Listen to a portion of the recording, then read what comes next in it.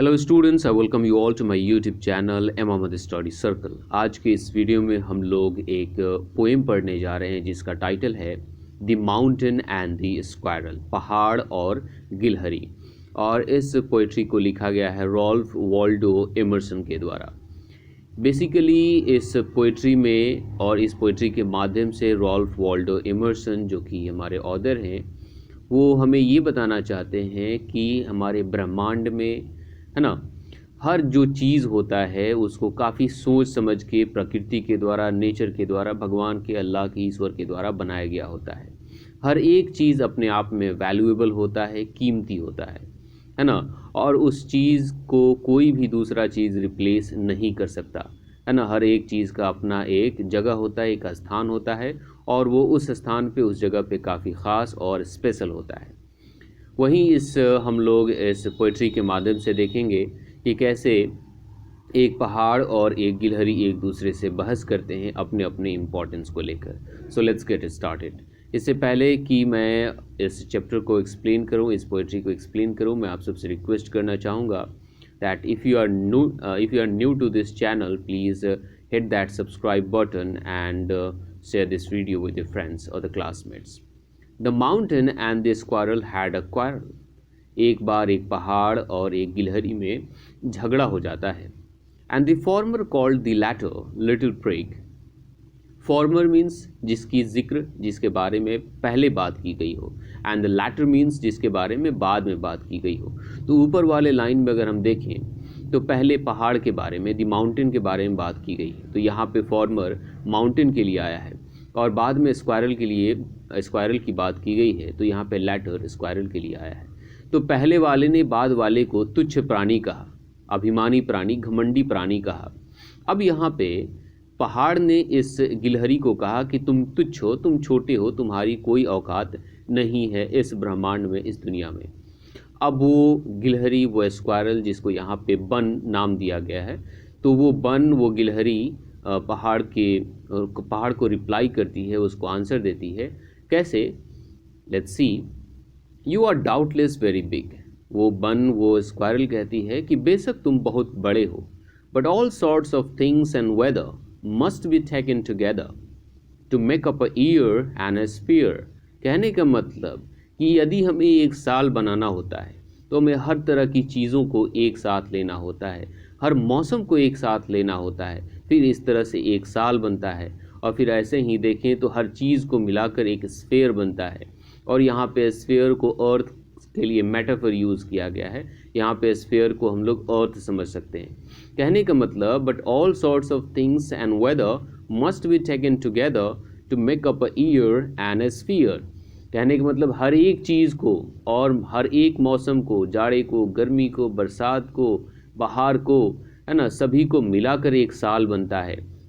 अगर एक ईयर से विंटर सीज़न हटा दिया जाए, समर सीज़न हटा दिया जाए, या फिर ऑटम हटा दिया जाए, पतझड़ का सीज़न, स्प्रिंग सीज़न, है ना, और फिर सिर्फ बाकी कुछ सीजन्स को मिलाया जाए, तो फिर इस तरह से हम लोग एक साल नहीं बना सकते।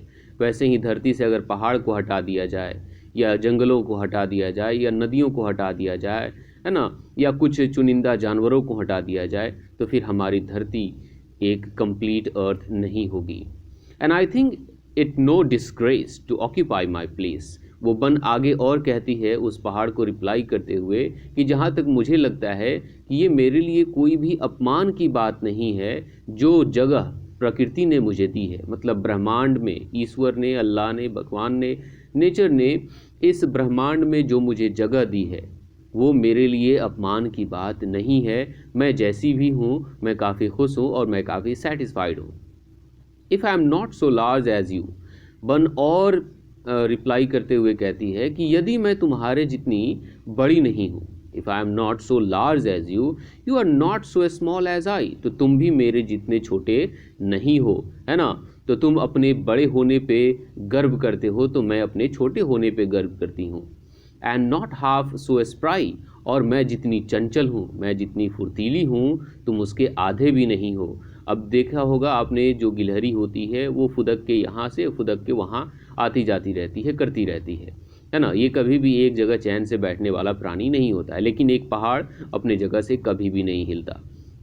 तो वहीं यहाँ पे ये स्क्वायरल पहाड़ को रिप्लाई करती है कि मैं जितनी चंचल हूँ, मैं जितनी फुर्तीली हूँ, मैं जितनी एजाइल हूँ, तुम उतने बिल्कुल भी नहीं हो, तुम उसके आधे भी नहीं हो। I will not deny you make a very pretty squirrel track. अब यहाँ पे ये बन रिप्लाई करते हुए कहती है कि मैं इस बात से इनकार नहीं करूँगी कि तुम गिलहरियों के लिए, है ना, कितने शानदार रास्ते बनाते हो। मतलब पहाड़ पे जो गिलहरियाँ इतने अच्छे से उछल कूद फांद सकती हैं, वो पहाड़ पे जो रास्ते होते हैं उसको वो कहती है कि मैं इस बात के लिए मना नहीं करूँगी, ये तुम्हारा टैलेंट है, ये तुम्हारा टैलेंट है कि तुम हमारे लिए काफ़ी अच्छे रास्ते बनाते हो, और ये हमारा टैलेंट है कि हम लोग कूद सकते हैं, फांद सकते हैं, और हम लोग काफ़ी चंचल होते हैं। टैलेंट्स डिफर, कहने का मतलब जो योग्यताएं होती हैं, जो लोगों के अंदर के जो टैलेंट होते हैं, वो एक दूसरे से अलग होते हैं। हर एक इंसान का हर एक चीज़ का टैलेंट अपने आप में स्पेशल होता है और एक दूसरे से अलग होता है। All is well and wisely put, मतलब ब्रह्मांड में जितनी भी चीज़ें बनाई गई हैं वो सब के सब अच्छी हैं और काफ़ी सोच समझ के बनाई गई हैं, ईश्वर के द्वारा काफ़ी समझदारी के साथ बनाई गई हैं। If I can not carry forests on my back, यदि मैं अपने पीठ पे जंगल को नहीं उगा सकती या मेरे पीठ पे जंगल नहीं हो सकते, neither can you crack a nut, तो तुम भी इतने महान नहीं हो कि तुम एक अखरोट तोड़ सको, है ना, तुम अपनी जगह से हिल भी नहीं सकते हो। तो ये मत बोलो कि मैं एक तुच्छ प्राणी हूँ। हर एक इंसान, हर एक चीज़, हर एक एनिमल अपने आप में स्पेशल होता है। तो इस तरह से काफ़ी शानदार तरीके से हमारे ऑथर रॉल्फ वॉल्डो एमर्सन ने इसको इस मैसेज को हमें दे दिया है कि इस ब्रह्मांड में हर एक चीज़ अपने आप में स्पेशल है। तो इस तरह से इस पोइट्री को मैंने काफ़ी अच्छे से एक्सप्लेन कर दिया है। यदि आपको पोइट्री का एक्सप्लेनेशन अच्छा लगा होगा तो प्लीज़ आप इस वीडियो को लाइक कीजिएगा और चैनल को सब्सक्राइब कीजिएगा यदि आप चैनल पे नए हैं तो। दूसरी बात कि मैं बार बार ये बात नहीं कहता हूँ, लेकिन मैं यहाँ पे कहना चाहता हूँ कि यदि आपको कोई भी चैप्टर के एक्सप्लेनेशन की ज़रूरत है तो आप मेरे व्हाट्सएप नंबर 8084460116 पे उसका PDF या उसका आप पिक्चर क्लिक करके सेंड कर सकते हो। मैं उसे एक्सप्लेन करके आपको प्रोवाइड करा दूंगा। जैसे कि ये चैप्टर मेरे एक सब्सक्राइबर दामिनी कश्यप जी ने, दामिनी कश्यप फ्रॉम पुणे, उन्होंने मुझे सेंड किया था और बोला था सर इसको आप एक्सप्लेन कर दीजिए। मैंने एक्सप्लेन कर दिया। So thank you very much Damini for providing me this beautiful poem, and I'm very obliged and very grateful to explain this poetry. So see you, bye bye.